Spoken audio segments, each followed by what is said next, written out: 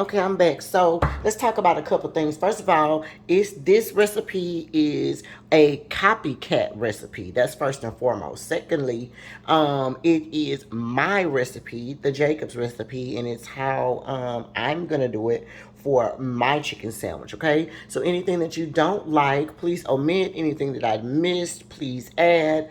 There's a bunch of recipes online, so of course you know that there's a variation. Okay, so I'm gonna show you how I'm gonna do mine and take from it what you will, and hopefully at least you'll try mine before you start saying something about it. All right, so this is what we're gonna do now. For the most part, we're going to try to follow Chick-fil-A's recipe, though. That is true. So we're going to start off with a brine, okay? You're going to need to do your chicken early. Now, the other thing is they normally use chicken breasts. I'm using chicken thighs, okay? It's a preference. If you like chicken breasts, use chicken breasts. Just I would half the chicken breasts. In other words, butterfly them and then cut them in half and then do all of the steps that I'm doing, okay? But for me, I love me some dark meat, and I know that the chicken sandwiches are a little bit, I mean, the chicken is smaller because it's the thigh, but I love the boneless, skinless thighs, and that's what I use, okay? Now, what I'm going to do is you're going to need 1 cup of pickle juice. 1 whole cup of pickle juice. Okay, so I have my, little measuring cup here, and we're going to just measure out. I'm going to try to get 1 whole cup of pickle juice, hold the pickles. All right, so that's about a cup right there. Let me fetch those pickles that dropped out because we will need those for later. And I'm just using dill pickle juice. I don't know that the pickle juice matters. In other words, if it's like spicy pickle or, kosher pickle or whatever, I don't think that matters, you guys. So, yeah. All right, so we have 1 whole cup of the, hopefully y'all can see that. But it's 1 whole cup of the pickle juice. We're going to just dump that right in our bowl. Okay. To that, I'm going to add some buttermilk. This is a 32 fluid ounce. I don't think you're going to need that much. But we're going to just, you know what? I'm going to use it all. It's fine. I'm going to use it all. And then to that, I'm going to season this up, okay? Now, I'm going to add some seasoning salt. Let me tell you, all of these, excuse me, I'm going to use about 1 tablespoon. All right? It'll be about 1 tablespoon of each thing, okay? If a tablespoon is too much for you guys, then use less, okay? And remember also that I'm making a spicy chicken sandwich. So I'm also going to use 1 tablespoon of the cayenne pepper. So that was seasoned salt. 1 tablespoon of that. I'm going to use a heaping tablespoon of the cayenne pepper. You know what? I'm going to use a little bit more. A heaping tablespoon and a half of the cayenne pepper because we're going to want ours to be spicy. If you don't like yours that spicy, y'all, then I would use like a half of I would use just use 1 tablespoon if you don't like it that spicy. If you don't want a spicy chicken sandwich at all, don't use that at all. All right? And then we're going to use just a regular tablespoon of the paprika.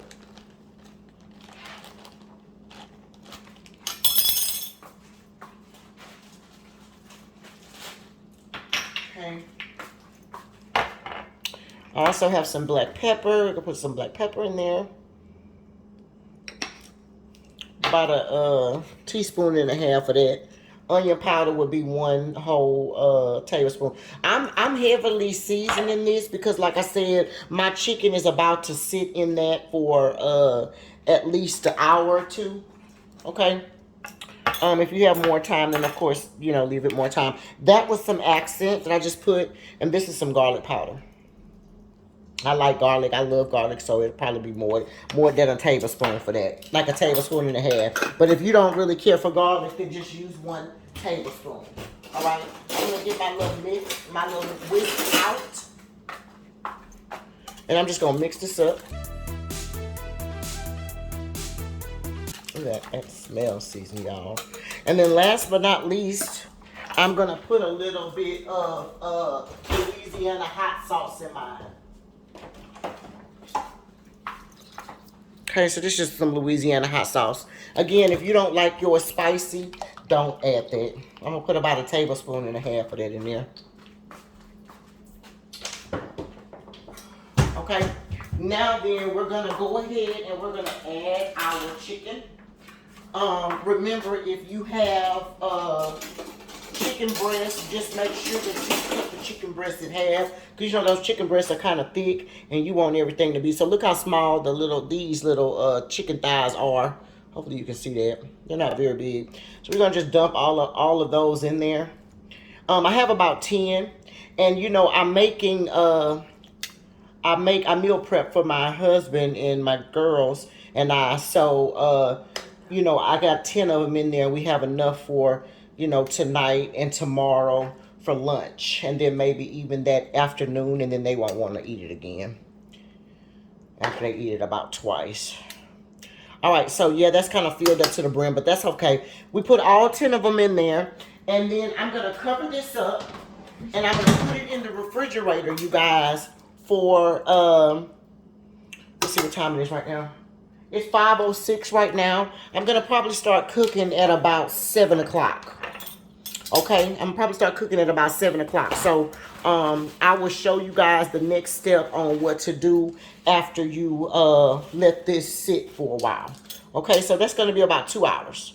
All right, now if you only got 1 hour, that's fine. Just make sure they sit at least 30 minutes to an hour. Okay, let them sit up in that juice for that long before you start, you know, doing your thing. All right, I'll come back in when I'm ready to do the next step.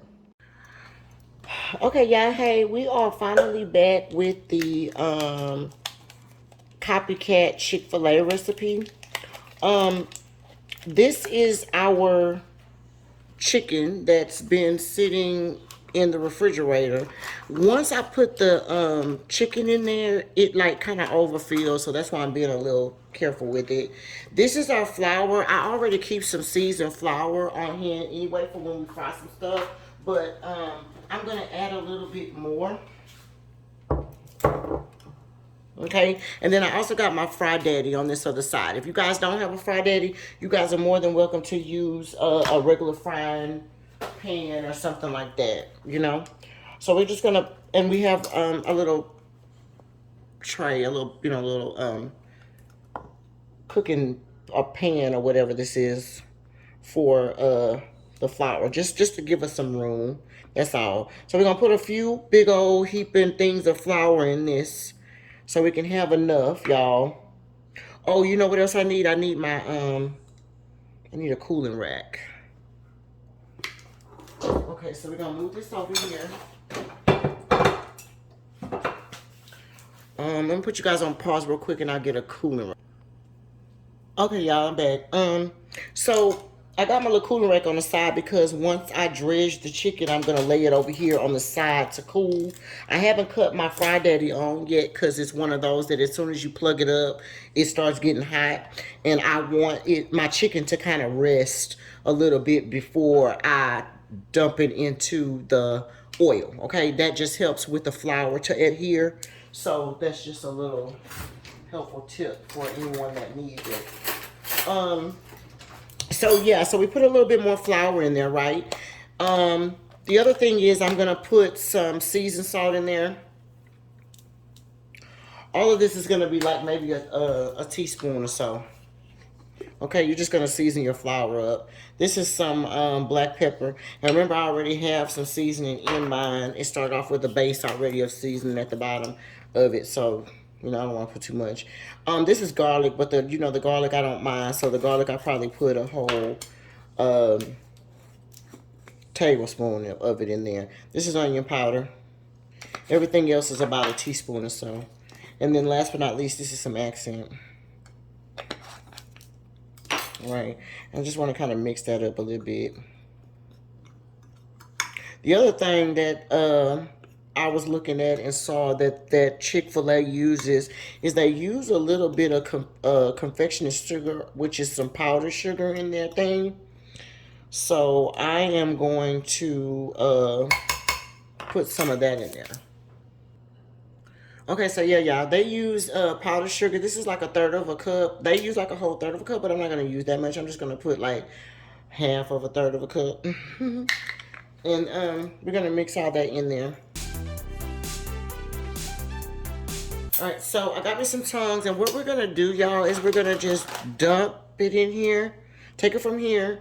You know, the little bath it's in, the little buttermilk bath, and then I'm gonna dredge it in this flour, and then I'm gonna sit it to the side on my cooking tray. Okay, so I'll do a couple with you guys, and then I'll come back. All right, so we're just gonna grab us a piece. You're gonna kind of let it drain off that little excess of juice. Kind of drain that off, y'all. Dump it into your flour. And I like to pack mine down in there. You're gonna have to wash out those hands, of course, but pack it down in there so that flour can adhere to it. And then flip it over and do the same thing. Just like that. Just kind of pat it down. Okay, that way it'll help the flour and stuff stick to it, y'all. Alright, you're gonna shake off your little excess. Ooh. Shake off your little excess, and you're gonna lay this piece over here and let it rest. All right, I'll do one more piece with you, show you how it's done. So you're gonna take it, let that drain off. Okay, you're gonna lay it in your flour, and we're gonna cover it all up, and then pat it down. I'm gonna take that other side, and I'm gonna flip it over, and I'm gonna do the same thing, cover it all up, and pat it down. All right, so that's with anything that you're frying, you guys. If you want to make sure that your crust kind of sticks on to whatever you're frying, that will help you guys do it. That and letting it rest for a few minutes before you go directly into the the pan. All right, and just let them rest. Okay, I'll see you guys when I finish doing. Okay, y'all, so we are back, and this is our breaded chicken right here. So we're just letting that chill right now. We have our Fry Daddy over here open, and we're just gonna fill it with some oil. I'm gonna use some fresh canola oil. You can also use peanut oil if you have that. Um, Vegetable oil if you want to use that. You know, it's fine. Whatever kind of oil you want to use. Okay, so while we're doing that, we're just gonna fill up our Fry Daddy. I'll show it to y'all here in a minute. It's on the plug, so I don't wanna, do too much. But anyway, you're just gonna fill your Fry Daddy up with the oil. Just enough for your stuff to do it. Here it is right here. And so while your chicken is chilling, just fill your Fry Daddy up, let it start getting hot, and then I'll be right back when it's time for us to start putting the stuff in there. Okay, y'all, I am back, and let's fry this chicken really quick because I am tired, y'all, and I am ready for this to be over with. We got our Fry Daddy. I'm assuming that the thing is gonna be on 350. We wanted at least I do have a little temperature thing here, right here, and let's see. Just make sure I got things set for 250, for 351, and so hopefully it's at that mark. It's been sitting here waiting and getting all hot for us, so I'm thinking that it should be pretty much up to temperature. And if it is, we're gonna just drop a couple of pieces in there, and then we're gonna fry it, and then yes, it is. Okay, so it's actually 354. All right, so we're gonna take that out, and we're gonna fry some pieces, y'all. So I'm just gonna lay. Now I'm not gonna crowd it. I'm just probably gonna fry like 2 at a time, y'all. This Fry Daddy is not very big, and I don't want it to do too much. So we're gonna fry it in there for about I don't know, 4 or 5 minutes. Okay, and then I'll come back when it's ready. Okay, y'all, I am back, and let's look at it. That looks really, really good, y'all. So that's pretty much what you want. I'm going to go ahead and fry all of the rest of them, and then I'll show you guys what they all look like once it's all done. And then I'm ready to make Papa's and the kids' sandwiches, okay? Hey, y'all, I am back. So while we're cooking the chicken, we're gonna just make some bread, some buns for our sandwiches, you guys. I bought a tomato, but I could not find it. I guess I lost it between here and the other one. But anyway, this is 8 golden potato buns that I bought. I just got about 3 tablespoons of butter. My heat is actually on a low heat, as you can see, can barely see it. It's actually on the knob right after the low. And we're just gonna cook us some buns. We only need 4 tonight. So that everybody can eat. It's 4 of us. And so what I'm going to do is I'm going to just kind of rub it in the butter like that and then turn it back over. We'll do 2 at a time. 2 sets at a time. And then you can kind of watch it. I'll show you. We'll cook it for a little bit, maybe about 2 or 3 minutes or so. Make sure your thing is on low. You don't want to cook it too long. You know, cook it too fast, I mean. But I'll come back when we're going to flip them over. Hey, y'all. Hey, okay, so it's been a couple minutes. I actually turned my fire up a little bit because they were kind of cooking a little slow. I cut my fire up to between the medium and the high. So we're going to just cook that other side like that. Just kind of move them around and make sure they're giving what you want them to be given. All right, that just needs to cook about 2 minutes. And then we'll take those off and set them to the side and we'll cook us 2 more. Okay, y'all. These should be pretty good. Excuse the background, y'all. My baby's watching her show. Anyway, here is my buns. Those look pretty good. Okay, so that's how they look.